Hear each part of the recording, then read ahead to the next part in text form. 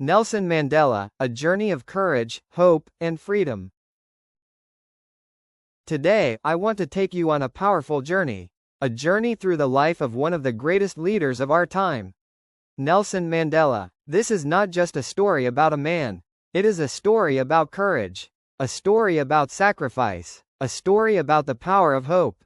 So sit back, relax, and listen closely, as we explore the life of a true hero.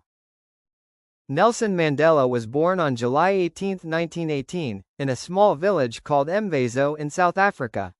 He was given the name Rolihlahla, which in his language means troublemaker. Little did anyone know, he would grow up to trouble injustice, inequality, and fear. Mandela's childhood was simple. He tended sheep, played with friends, and listened to stories from village elders. These stories taught him about courage, honor, and leadership. When Mandela was 12 years old, tragedy struck. His father passed away. This changed Mandela's life. He was taken to live with the king of the Tembu people. There, he learned about responsibility, community, and the importance of fairness. This was the beginning of his journey. As Mandela grew older, he started to see the reality of South Africa. A harsh system called Apartheid controlled everything. Apartheid separated people by race. It gave white people more rights, more opportunities, and more power. Black South Africans had fewer rights, and very little freedom. Mandela saw people being treated unfairly. Families were separated, people were forced out of their homes, and anyone who protested was punished. Mandela knew this was wrong. He believed that every human being, no matter their skin color, deserved equality and dignity. So, Mandela made a choice. A choice that would change his life forever. He decided to fight for justice. Mandela moved to Johannesburg, a busy and growing city. There, he studied law, made new friends, and learned more about politics. He joined groups that wanted to end apartheid and bring equal rights to all. In 1944, he joined the African National Congress, also known as the ANC. The ANC fought for freedom, but they used peaceful methods, marches, speeches, and protests. Mandela quickly became a leader. He organized protests, gave powerful speeches, and encouraged young people to stand up for their rights. But the government did not like this. They were afraid of Mandela's influence. They feared his courage. They feared his voice. And so, they tried to silence him. Mandela was arrested many times. Police searched for him. He often had to live in secret, moving from place to place. The people began calling him the Black Pimpernel, because he always slipped away just in time. But eventually, the government captured him.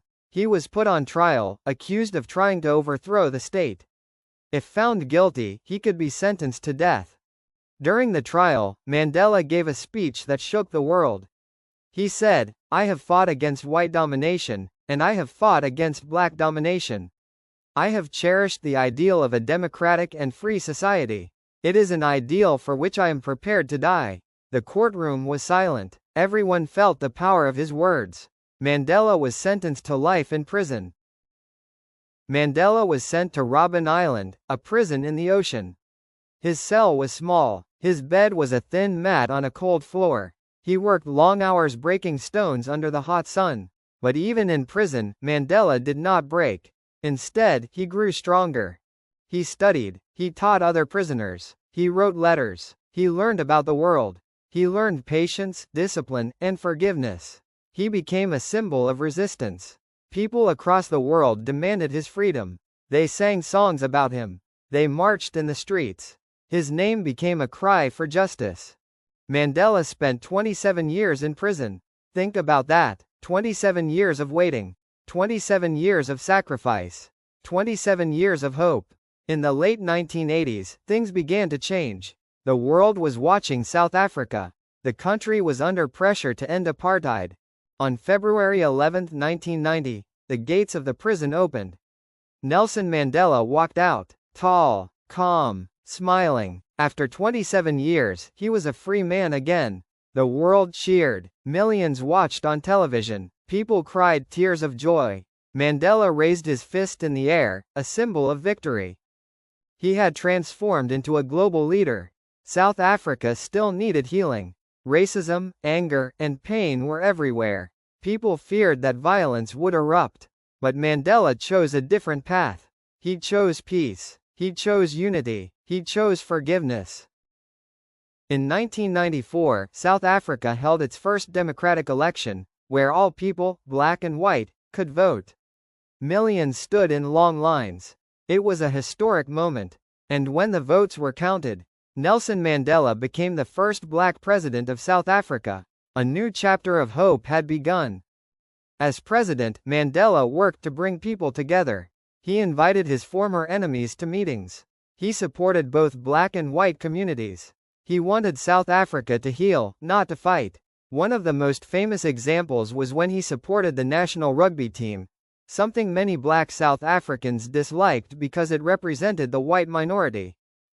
But Mandela knew, sports could unite the country. During the 1995 Rugby World Cup, he walked onto the field wearing the team's jersey. The crowd went silent, then erupted in cheers. For the first time, the nation felt like one. Mandela's leadership showed the world the true meaning of forgiveness. Mandela stepped down after one term as president. But he continued working for peace, education, and children's rights. He won the Nobel Peace Prize. He met world leaders. He inspired millions. Even today, his words remind us of strength and hope. He once said, "It always seems impossible, until it is done." Mandela passed away in 2013, but his legacy continues. His story is taught in schools. Statues honor him. People celebrate Nelson Mandela Day every year. He became a symbol of courage, a symbol of forgiveness, a symbol of freedom. Nelson Mandela's life teaches us something powerful. No matter how dark the night is, the sunrise will always come. He showed us that one person, just one, can change the world with patience, bravery, and love. This was the story of Nelson Mandela. A story of struggle, a story of hope, a story of triumph. Thank you for listening. And remember, you, too, have the power to make a difference.